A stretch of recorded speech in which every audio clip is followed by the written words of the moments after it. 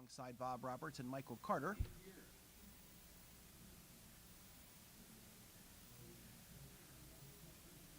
Are we going out?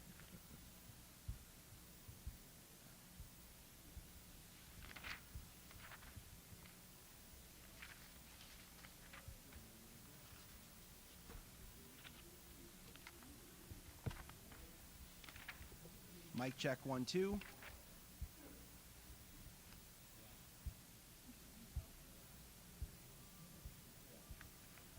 Okay, we're down. Bob, can we go over scratch?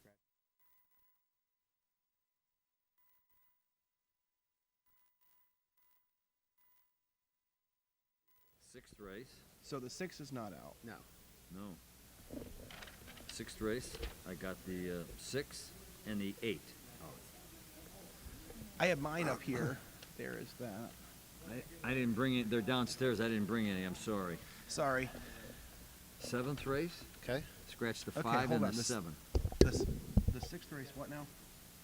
Sixth race, you scratch the 6 and the 8. Okay. Seventh race, take out the...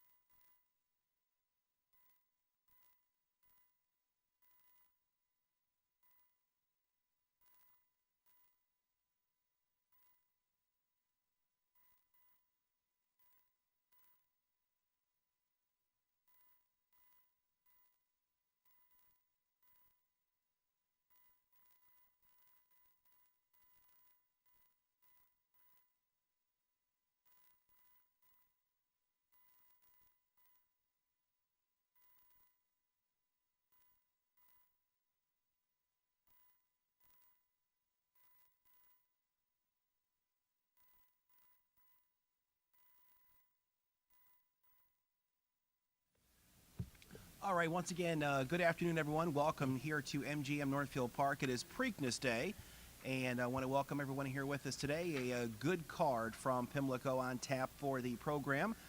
Races 1 through 3 are already complete, so we're going to start with race number 4. Ayers Ratliff alongside Bob Roberts and Michael Carter here to give you our thoughts on today's action. In the 4th race, we're going to start off with a Grade 3 event, the Maryland Sprint Stakes, going for $150,000, 6 furlongs. In this race, you're going to scratch the 6, Mr. Phil. Mr. Phil is out. So, Michael, who do you have in the 4th race? Well, I'm going to kick things off with the 7. Jackson Traveler picks up Joel Rosario. Has a win over the Pimlico race course back in August of last year. And as we saw in the Kentucky Derby, a win over the surface might do you some good. So I'm going to go outside to the 7 Jackson Traveler.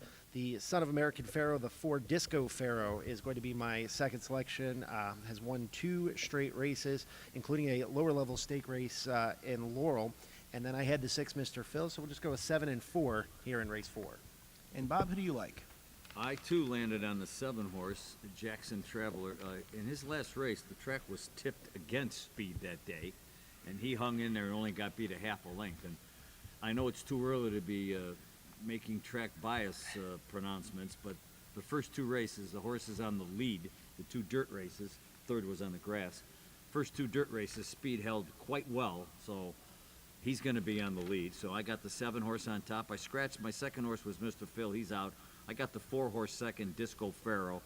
He's been crushing it since the calendar flipped to 2022. So I'm just going to go 7-4 in the 4th. So I went with the 4 Disco Pharaoh, horse that's done nothing wrong this year at all. 2 races, 2 wins, and not only wins, just crushing efforts. You know, when you win by 19 lengths or so, and the horse looks like he can do anything you ask him to do. The horse can set off the pace. The horse can be on the lead. And this horse just looks like he's come on so strong this year. The 7 Jackson Traveler I put on for second. The horse has been second in 3 out of his last 4 starts. And, some horses just aren't prone to be winners, but are good horses anyway, and I don't know that that's what this horse is shaping up to be, but he sure has a lot of second-place finishes going on. And for third, I went to the 2, Sir Alfred James. So I'm at 4-7-2. Both Bob and Michael are at 7-4 in the 4th. On to the 5th race, a $150,000 Grade 3 stakes event, going a mile and a 16th on the turf. In this race, we're going to scratch the 3. Scarabee is out. Bob, who do you like? I'm going to try to beat the 7-5 morning line favorite, Technical Analysis. I put him in the 2-hole. I'm going with the 2 horse, Crystal Cliffs. I've got a trip note on this horse from his April 2nd race, which was his first start since June of last year. First start since June, huge power effort, 1 beat early, sweeping run into the turn, surged to win going away. So I'm going with Crystal Cliffs on top. I'm putting the Chad Brown 4-horse Technical Analysis second, and the 5 In a Hurry third. He was a favorite in his last at Laurel. She was, and she's going to try to make amends today. So give me a 2-4-5. And Michael, who do you have? I'm going to kind of box up Bob's numbers. I'm going to go with the 4 Technical Analysis, who picks up Jose Ortiz again after a second-place effort at Aqueduct over a firm turf course. Raced over a yielding turf course will make the second start of the year for Technical Analysis, so we'll go with that one on top. For second, we'll go with the 5 In a Hurry, who's coming off a second-place effort at Laurel. Picks up Joel Rosario today, and then the 2 Crystal Cliffs. Big effort there, as Bob mentioned, from Crystal Cliffs in that last effort, and was second in a lower-level stakes race at Pimlico back on April 24th of last year. So a horse that likes to get over the course. We'll go 4-5-2 in race 5. So, like Bob Roberts, I went to the 2 Crystal Cliffs, a horse that really raced well in her most recent effort and had just a huge move coming from the back. I think she'll probably be the second choice in here behind the 4 Technical Analysis, who seems to tire some.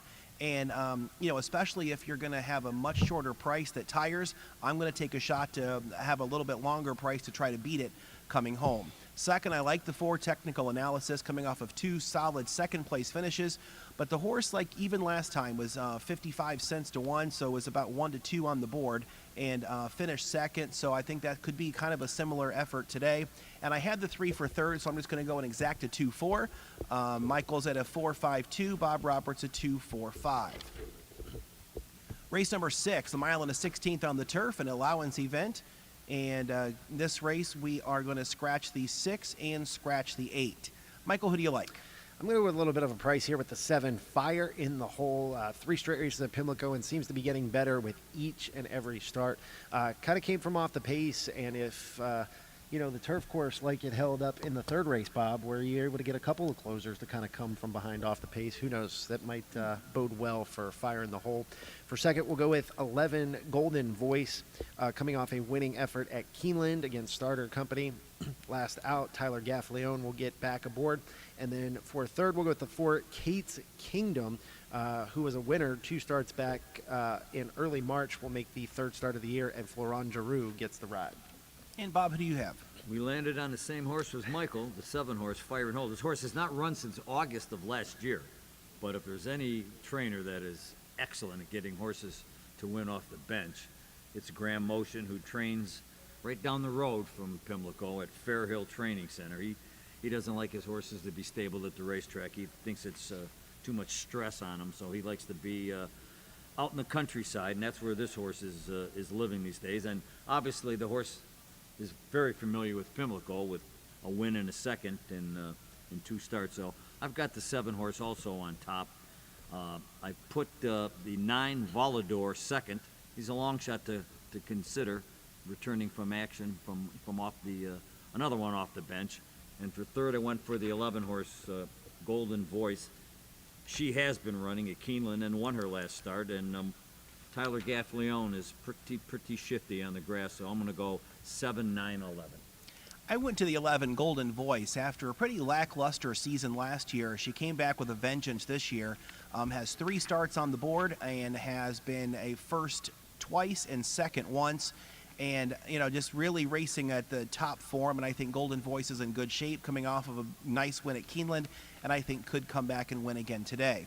Second, the 4, I have Kate's Kingdom, a horse that, has been keeping some pretty good company. Last time out, I just kind of threw that out. She was never in the race at all, but 2 starts back, had a nice effort there. And for 4th, I went to the 7, Fire in the Hole, coming off of a layoff. But again, I like Grand Motion as a trainer as well, and the horse has never missed a ticket. I don't think she's going to miss it today. So Michael's at a 7-11-4. I'm at 11-4-7, and Bob at a 7-9-11 in race number 6. On to the 7th race, a stakes event, 6 furlongs, the $100,000 event here. In this 7th race, we're going to scratch the 5. The 5 is out, and also scratch number 8. So 5 and 8 are out of race number 7. In this race, I went to the 6 horse in here. The 6 had 2 wins out of her last 3. Didn't have a great effort last time out. Didn't embarrass herself really bad, but just kind of a lackluster effort. So I think I'm going to hope that she bounces back and has a nice effort here today. Second, I went to the 4, Joy's Rocket. A bit of a long shot here. Finished second in 3 of her last 4 starts, and I think she could be knocking at the door. And for third, the 9, Time Limit. I'm at 6-4-9. Bob, who do you have? Well, your 6 horse is the horse to beat, and that last race can be excused. He was in the mud. And I don't think she's going to get mud today. What she's going to get today is heat. And he's really a high percentage trainer. He's 27% winners for the year. He just might have this horse in the right spot. She's been to Pimlico twice. She's got to win, and I'm not too worried about the rail. I think she'll kind of stalk the pace from the inside. So I'm gonna put the 1 on top. I'm putting your 6 horse second, and for third I had the 5, which is a scratch, but I'll throw the 9 in there. Time Limit on the bottom. So I'm going 1-6-9. And Michael? Kick things off with the 10, Filet de Spirit was second last out at Laurel Park. The one nice thing about Preakness Day is a lot of the Maryland-based horses get a chance to run for some pretty big money, and some of them do really well. So we'll go with the 10, Filet de Spirit on top. We like the 6, Scylla as well. And another horse that I like with my 5 being scratched will be the 1, Street Loot. Like Bob said, has a win over the surface, and who knows, maybe could sneak onto the ticket at some big odds. So we'll go 10-6-1 in race 7. So we're all on someone different here. Michael's on a 10-6-1, Bob a 1-6-9. I'm at 6-4-9 in that 7th race. On to race number 8, a mile and 16th on the turf, going for a purse of $250,000. In this 8th race, no change, a field of 7. And who do you like, Michael? I'm going to kick things off with the 6, Atone, who is making up a little bit of ground. Granted, lost a position through the stretch, picks up Irad Ortiz Jr., but is stretching out to the mile and a 16th distance. I think Atone will be coming from off the pace. For second, we'll go with the 4, Beacon Hill, who's put in some really nice efforts as of late. Has been no worse than 4th since the middle of August last year. Does have a win over the surface, and Joel Rosario jumps back aboard. And for third, we'll go with the 3, Set Piece. A couple of 7th place finishes, again, some kind of mid-level stakes with the exception of the start 2 back at the Woodbine Mile. That was a pretty hefty stakes race, so Set Piece is going to get a little bit of a break here, I think. Bob, who do you like? I like to, I keep a notebook. I watch all the replays from the tracks that I follow, like New York and Kentucky. And the 4 horse Beacon Hill on April 20th at Keeneland, speed was dominant on the turf.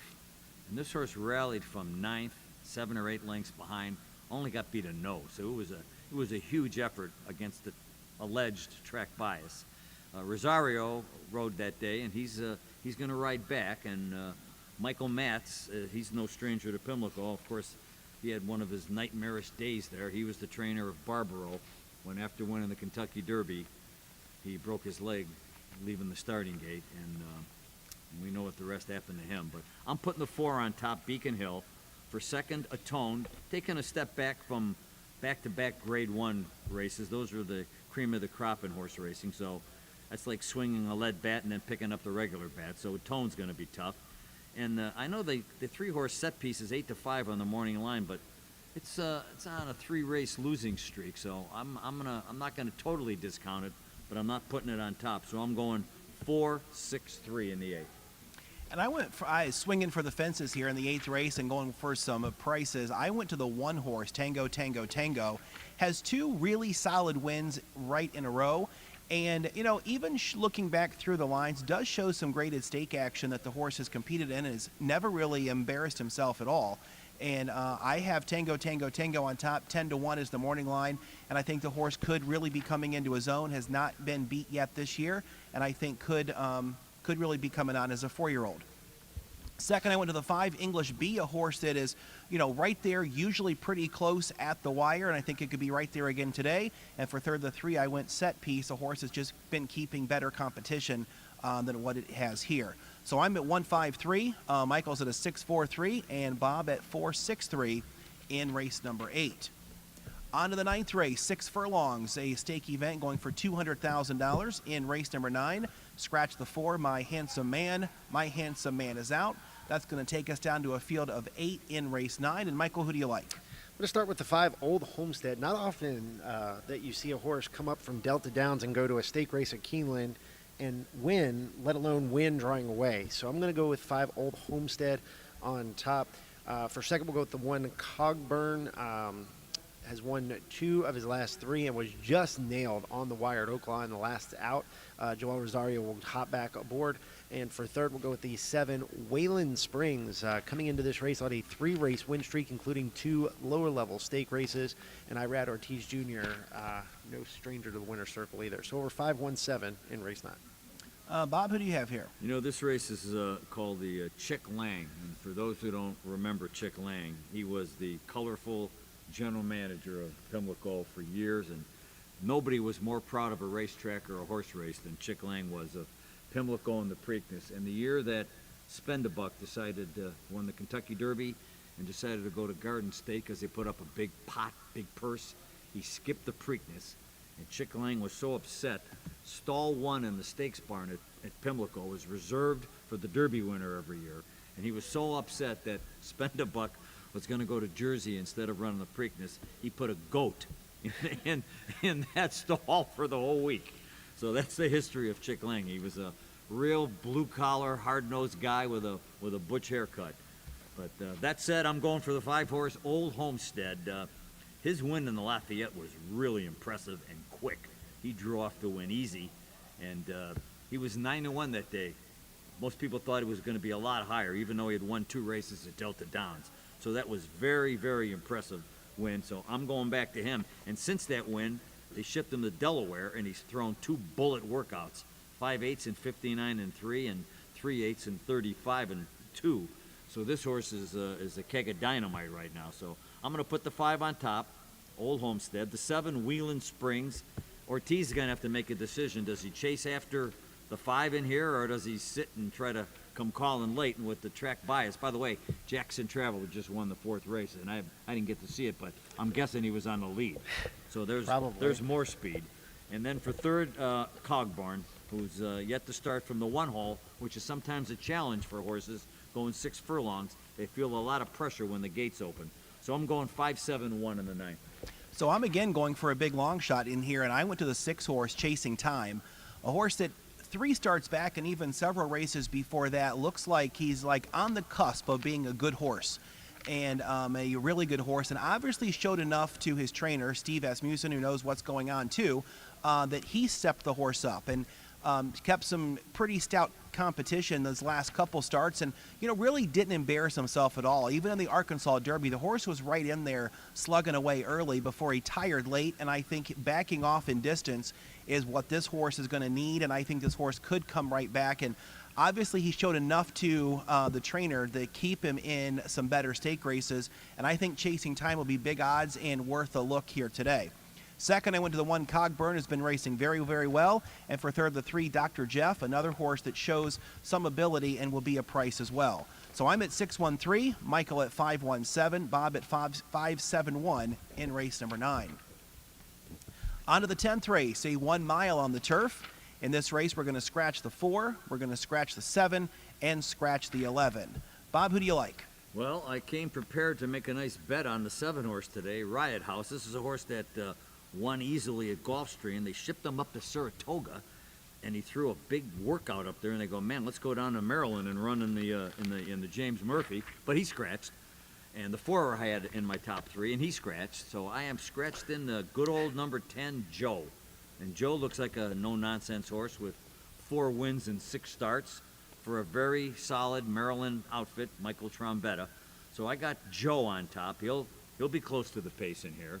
Then I'm going to put the 5 horse ready to perform second, Brad Cox. Every time you look up, it's either Brad Cox or Chad Brown. And then for third, I'll go for the 9, Crabs and Beer, which is a great name for a horse running in Maryland, I'll tell you that. So in that race, I'm going 10, 5, 9. Michael, how do you see it? All right, I'm just going to go with the exacta here. The 5 ready to perform, adds Lasix for the first time. Didn't like the ship out to Del Mar all that well, so you sort of have to throw that race out. Picks up Florent Giroux. I think ready to perform will be better today. And I also used the 10, Joe, coming off of a stakes win at Laurel and the Federico Tessio. So I'm 5-10 in race 10. So I had a 7-2-4 picked in here, and 2 of them are scratched, so I'm just going to go win on the 2. Locomotive has some good early foot. I think should get a good trip in here. I'm not sure the horse is good enough to win, but the horse is always right there close, and I think will be right there close again and could be on top at some decent price. So I'm going to go with the 2 in here. Bob's at a 10-5-9. Michael's at a 5-10 in that 10th race. On to race number 11, a 1 16th stake.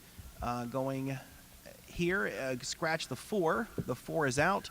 Also scratch the 9. So scratch down to a field of 8 in that 11th race. And Michael, how do you see it?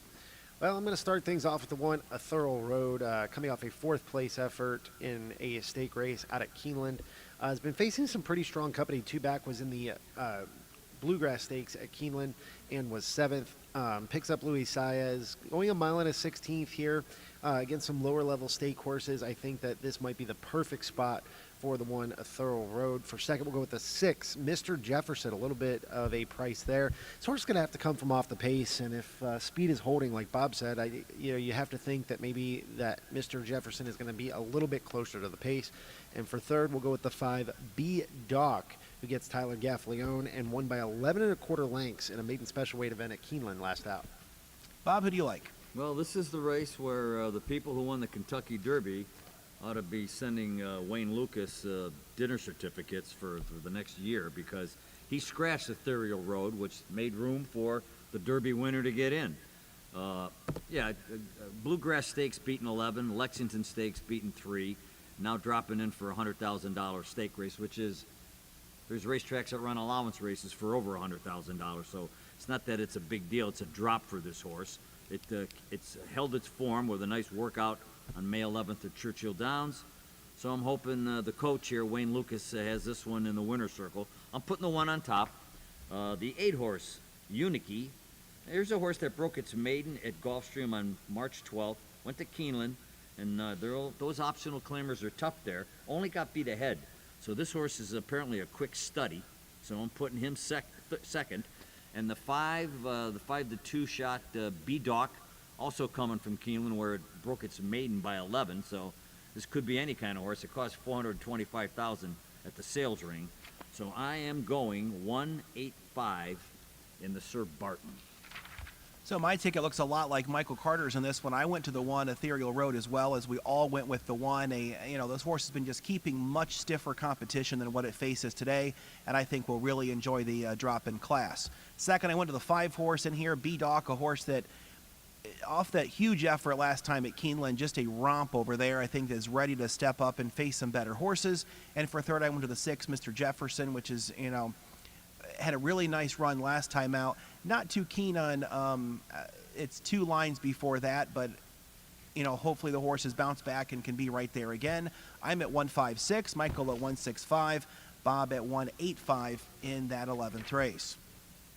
On to race number 12, 5 furlongs on the turf. Stake event going for $100,000. In this race, we're going to scratch the 10. Concrete Glory is out. Michael, who do you like? I'm going to go with experience here on the 7, Grateful Bread. You're going to need speed to win this race, and I think that Grateful Bread will be close to the pace. Came from off the pace in his last event at Laurel Park, but does have a win over the Pimlico turf course, so we're going to go with the 7, Grateful spread on top. For second, we'll go with the 2, Caratari, who's won 2 straight races and picks up Luis Saez. And for third, we'll go with the 3, 7 Cents. So we'll go 7, 2, 3 in race 12. Bob, how do you see it? Now, I know you two guys are both half my age, but do either one of you know who Jim McKay is? Who this race is named for? Name sounds familiar, yeah. Okay. He was the longtime host of ABC's Wide World of Sports, and the opening line was the thrill of victory and the agony of defeat, and he showed some guy going down a ski ramp getting splattered against the side of the mountain. But Jim McKay is from Maryland, and he was a big booster of Maryland horse racing. That's why they have in the fall a series of races called the Maryland Million Series. And one year I was lucky enough to win for the best Preakness story, and you get honored at the following year's Preakness, and I got to sit at the head table next to Jim McKay and get my trophy. And I told my friends, they says, come on, man, we want to get back to the press box and bet and write our stories. Keep those acceptance speeches short. So my speech was, I just want to thank everybody for this award, and I realize what it's like now to write under pressure. And I don't mean the pressure of deadline. My wife came with me last year at the Preakness, and while I was at the track, she was downtown with our charge cards, beating the hell out of them. Thank you. And I moved. That was it. I was a hero in the press box because my speech was like 45 seconds. In this race, I was torn between the 2 and the 5. I put the 2 on top because Brian Lynch, even though it shows 14% winners for the year, he's been hotter than hell. So I put Caratari on top. But the horse that I'm thinking about making a win bet on, if it's a big price, is the 5, Mr. Hustle. He's 10-1 on the morning line. And Michael Maker, he just puts these horses in spots where they excel. And he went to Irad Ortiz, and I like that too. So I'm 2-5, and for third I threw in the 3, 7 cents, and that's Brad Cox looking for another paycheck. So I am going 2-5-3 in the Jim McKay. So I went to the 2 as well. Caratari coming off of 2 straight wins, and I like this horse. Really does well at this distance, and the horse has really good early foot. I think will be in the mix the entire time and be on top to make it 3 in a row for him. Second, the 6, Smokin' Jay, a horse that could be a little bit of a price, a horse that rarely throws in a bad effort. Last time got out of the gate a little bit slower than he typically does and had a nice rebound and only got beat by a length and 3/4. And so I like Smokin' Jay to have a good run here. And for third, the 1, Bank, I think could be tough from that rail spot. Had a nice shake the cobwebs off last time out, finished third, and could be right there again. So I'm at 2-6-1. Michael's at a 7-2-3. Bob at 2-5-3 in that 12th race. Going to take just a bit of a moment here on break, and we will be right back for the Preakness Stakes to give our thoughts on race number 13.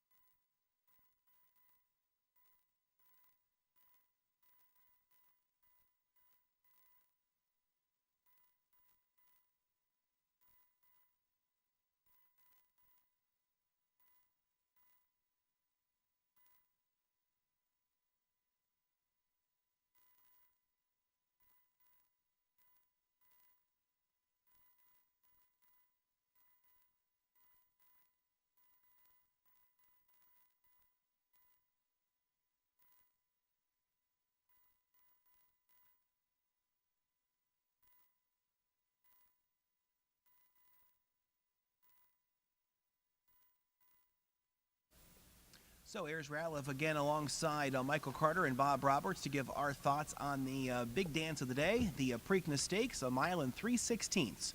A field of 9 chasing a purse of $1.5 million. No change in race number 13. Bob, who do you like in the big race? Well, I hemmed and hawed and decided that I don't know if there's anybody going to run early with the 5-horse, early voting. There's some people who think he may not be able to get a mile and 3/16. He did get caught going 1 1/8 late in the Wood Memorial, but I get the feeling that he can handle the distance, and I think he might get loose on the lead here, which is what I want. And then I want Ortiz to take a hold and go slow for a quarter, and then have enough left to hold off Epicenter, who I'm sure is going to come charging. They got to make a decision too. They can't get too far behind in this race. I know I heard Asmussen on the radio several times. He's not sure, or he's not saying where he wants his horse to be sitting, how far back. He won't be 8th by 6, because don't forget that Derby, I don't know if people realize it, the opening quarter mile of the Derby was run in 21 4/5 seconds. That's the fastest opening quarter mile in the history of the race. And the halftime of 45-1. Earlier in the day, Jackie's Warrior, one of the best middle distance runners, went 45-2. So even the half was blistering. So I don't think Epicenter's going to be too far back. But I put Epicenter second. And then for third, I'm looking to get something on the ticket to juice it up for the tries. So I threw the 9 in there, Skippy Longstocking, who ran third in the Wood Memorial. So if I like early voting, I got to think Skippy Longstocking's got a shot too. So in the Preakness, I'm going 5, 8, 9. And Michael, who do you like? I'm going to go with the filly, the 4 Secret Oath, the daughter of champion Arrogate. Was a winner of the Kentucky Oaks, actually faced the boys in the Arkansas Derby and was a 3rd place finisher. Luis Saez will hop back aboard. 4 Secret Oath is my top pick. 8 Epicenter probably ran the best race of any horse in the Kentucky Derby a couple of weeks ago. Unfortunately, just got nailed by Rich Strike, who is not in this field. So Epicenter for me is my second choice. And for third, we'll go with the 5 Early Voting. And we all know how much Bob likes the Arabians. The only bet to make all day is a 4-all in the best daily double on the program. I'll leave the table if you want to handicap the Arabian race. Here's your Preakness pick. So I am Michael's pick, just flipping the top 2. I'm on the 8 Epicenter, a horse that really has just shown a lot of good things so far in his young racing career. Last time out was the favorite in the Kentucky Derby, albeit 4-1, but did go off as the race favorite. Ran so well, looked like the winner until at the very end before he got caught, but was doing such good things leading up to it. He was the deserved favorite in there, and I think Epicenter can rebound off his most recent loss and come home a winner here in the Preakness. Second, the 4 Secret Oath, the girl stepping up again to take on the boys, has really just beat up on the girls when she's been racing against them, and has not embarrassed herself against the boys at all. Raced very well in the Arkansas Derby, and I think could race very well again today. And for third, I went to the 5 Early Voting, a horse that's done very little wrong, been keeping some pretty good competition, and is very green, just has 3 lifetime starts. I think this horse has a reason to get better. So I'm at 8-4-5 on Epicenter, Bob Roberts at 5-8-9 on Early Voting, and Michael Carter at 4-8-5 on Secret Oath in race number 13. Any final thoughts from you guys today? You want to give us that Arabian race winner or not? There's a horse in there that you should bet, because you bet enough those races, you'll be in Quicksand. What number is Quicksand? Oh, good. That's a good question. Quicksand, That's the 3. the 3 horse. Bet on Quicksand in the Arabian race. Yeah, you know, to me, I mean, you know, like I said, there's a daily double over 13 and 14, which blows my mind. If that's the way you're going to do it, you should single somebody in the Preakness and then just say all in the last and hope for some sort of bomb. Michael will be back later to give you his picks tonight at Wheeling Downs Greyhound. I will. Yes, I will.